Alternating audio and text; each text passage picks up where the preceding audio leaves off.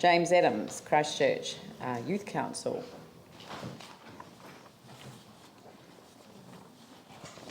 I brought a friend, so allow me to introduce Jack, who's another Hillmorton High School student and also on the Youth Council, and thanks to our supporters in the audience.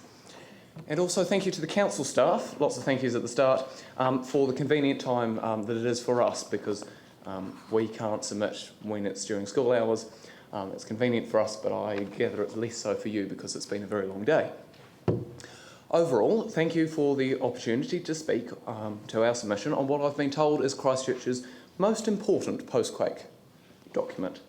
I might also comment that I've previously been told that the government's blueprint, the Land Use Recovery Plan, the City Council Annual Plan a few years back, and the original Recovery Plan were each also the most important post-quake document.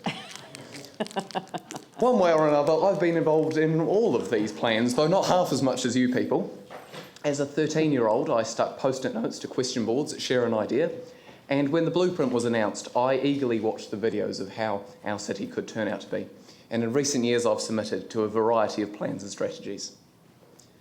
But now in my last year of high school, I'm keen for a new challenge, and so I fully intend to leave Christchurch at the end of this year, most likely to study at Victoria or Auckland University. The question remains is, what's going to make people like me want to come back? Or, as was articulated at one of the community engagement meetings, Christchurch in 2025. Should I stay or should I go? Christchurch for a very long time in the future is going to be the place that's rebuilding from the earthquakes. And what happens in the next 10 years could very well determine what Christchurch will be like for generations to come. Which brings me nicely to the long-term plan, which sets out the council's priorities for the next 10 years. When we discussed the long-term plan at a recent youth council meeting, the biggest reaction we got was, here we go again.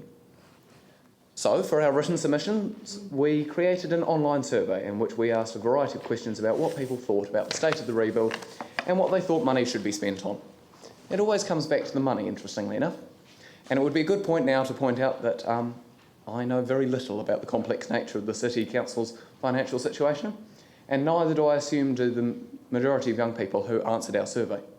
They did all, however, agree with Jamie Goff's statement that, quote, when you're dealing with a $1.2 billion shortfall, you're not going to do that by tinkering around the edges. And so the position of the Christchurch Youth Council is, based on the information that we do have, is that young people generally support the measures proposed in this plan to manage the City Council's finances over the next 10 years. That is, we support some asset sales, but not too many, and we support the rates being raised, but not by too much. However, we did think that there was quite a lot of emphasis was put on the council's revenue and less on its expenditure. We're eager to see how the council can do more with less, as the phrase goes. We especially don't want to see cuts being placed on the services that the council provides, especially the libraries, the swimming pools and the recreation centres, which are well used by young people, or to the community grants funding that helps the not-for-profit sector, like ourselves, keep our head above the water. As no doubt you've been being told, the NGOs play a crucial role in our communities, and the City Council will only find more problems for itself if it tries to cut or unnecessarily rejiggle funding in this area.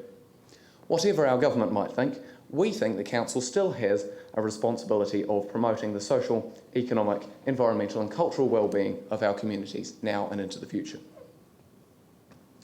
One thing that young people are a little bit less convinced about is spending money on the infamous stadium and convention centre, which in our survey few people said they would actually use, and many people that I've spoken to have been aghast at the proposal for a whacking great convention centre to back onto Cathedral Square. Incidentally, our central square is quite a nice place to visit when it's sunny. There are buskers, a few but not too many food vendors, tourists taking photos left, right and centre, and quite a few people just going about their daily business. This is the sort of city that people want, not imposing structures that we didn't ask for, thank you very much. And if you'd like to take that message to Sarah, CCDU or Minister Brownlee, you'd have the Youth Council's full support. Something that we'd really like you to prioritise is urban cycleways and other proposals for making public and active transport safer and more popular. We thank you for taking heed of the public outcry when people were told that the cycleways programme was going to take longer than anticipated and committing to continuing with the project. That's good. With its flat topography, parks and already high numbers of cyclists, Christchurch is perfectly positioned to be a cycling capital, and that would make me want to come back.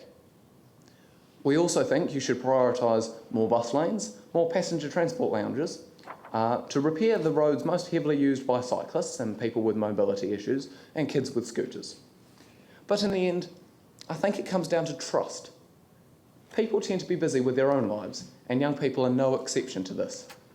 We don't have the time or the expertise to get to grips with the tricky situation that the City Council is in, but we want to trust you.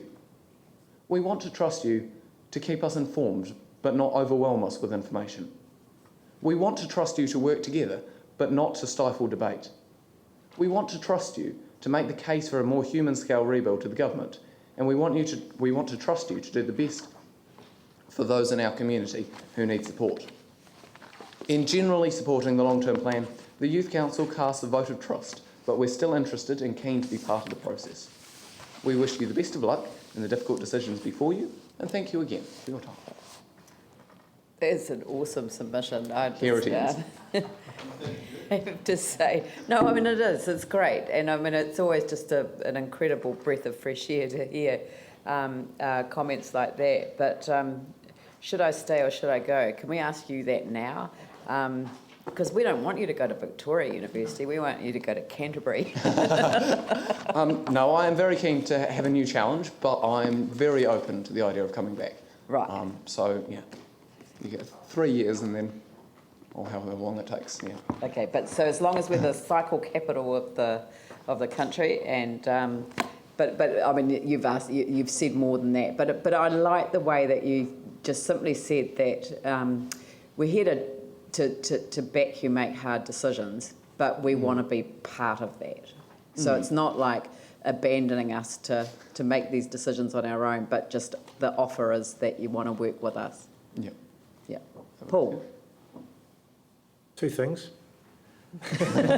We learnt that earlier on. That's a good thing.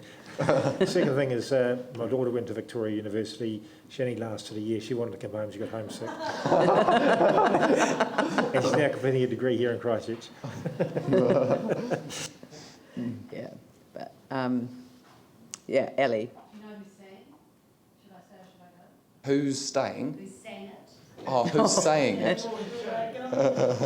I'm not that old, Raph Langy. No, I don't know the song. The Clash, okay? So every time you say that, most of us around this table hear it in our heads. Oh, really? Yeah. Oh, okay. I thought it was a nice phrase, but I had no idea it was a song. Yeah. Yeah. Thank you. Victoria could be London's call. Yeah, no, look, I think that, I mean, you've put some challenging issues in front of us. I mean, I like the fact that your submission had all of these sort of meaty issues, and then it was bring forward the repair of Barrington Playground really quickly.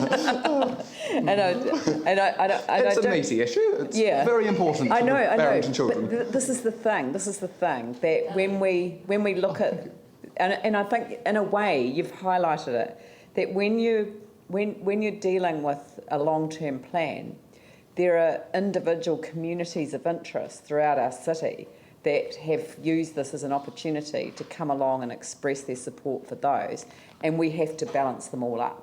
And I just thought your submission really nailed that point, and the inclusion of the Barrington Playground just emphasised the fact that we've got our own communities to worry about at the same time as thinking about the city as a whole.